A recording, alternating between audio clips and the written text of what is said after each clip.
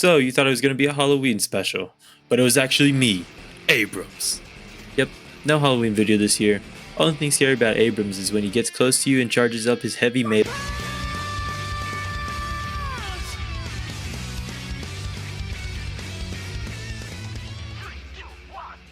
First, let's start with his abilities. Abrams has 4 abilities, his first being Siphon Life. Activating this ability allows you to siphon life from nearby enemies, minions, and monsters around you in a 10-meter radius. Second is Shoulder Charge. Use this to grab enemies and slam them into a wall. Third is Infernal Resilience. This is a passive ability that after taking damage, you'll start to regenerate some of that health back over time. Lastly is Seismic Impact. Leap high up into the sky and quickly come back down, stunning any enemy in the 9-meter radius. But let's be honest, none of these abilities really matter, and you're here for one thing and one thing only.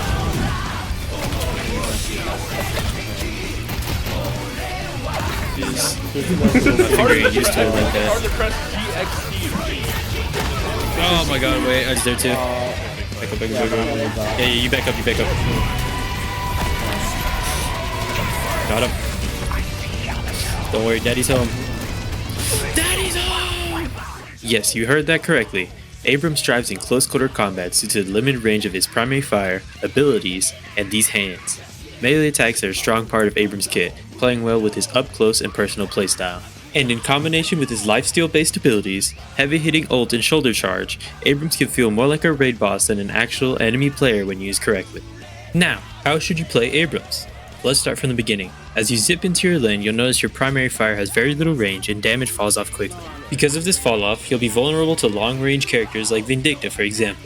To counter this, you'll want to play around and use cover to your advantage, killing enemy minions, denying souls, and pushing forward toward your enemy guardian until you can find an opening to strike.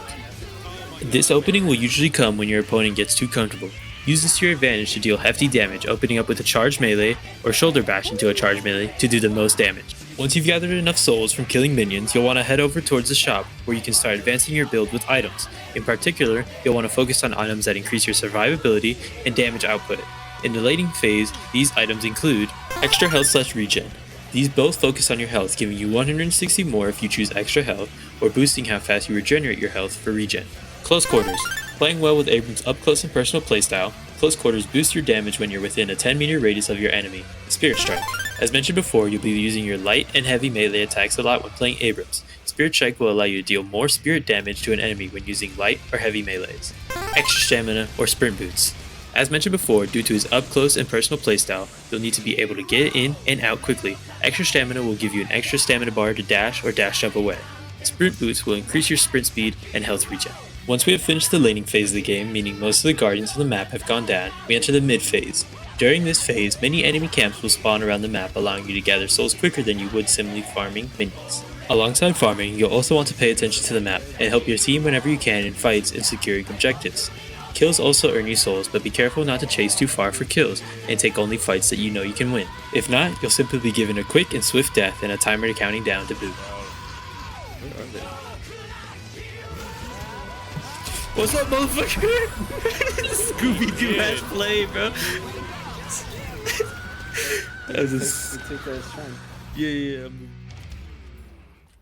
With that all said and done, this is where you'll start your mid-game buys, increasing your tankiness and damage output.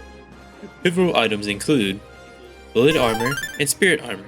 These will increase your resistance to either bullet or spirit damage. Subsequently, later on, you'll also want to buy Improved Bullet Armor and Improved Spirit, towards the later half of the game, of course, which will further increase your resistance to bullet and spirit damage. Bullet Resist Shredder.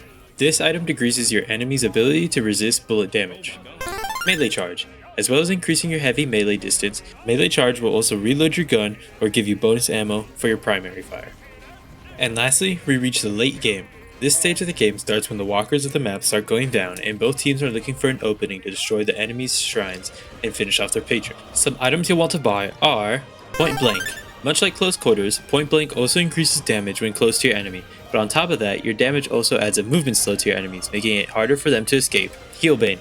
Doing damage to an enemy decreases their healing, and as a cherry on top, if an enemy dies under this effect, you'll instantly gain 350 HP.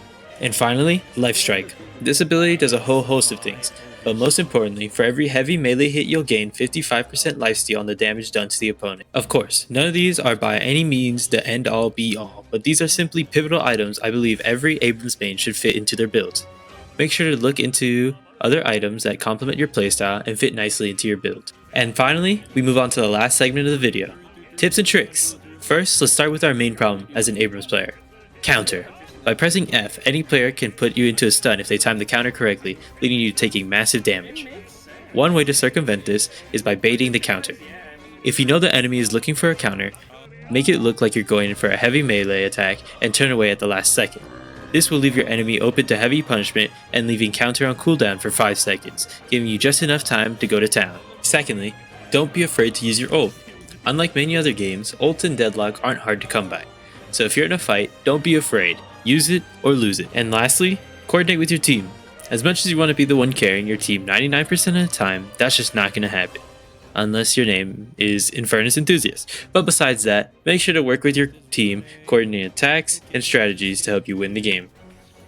But other than that, thanks for watching. Like and subscribe. I'm almost at 100 subscribers, so if you don't mind, hit the subscribe button if you enjoyed. And if not, then enjoy these bloopers I recorded. Bye, enjoy! First, let's start with his abilities. Abrams has 4 abilities. Siphon Light is... Once we have finished the laning phase of the game, meaning most of the guardians on the map have gone down, we enter the mid phase. During this phase, dang it, did that capture on the voice recorder? Your damage also adds a movement slow to your enemies, making it harder for them to escape. Bye!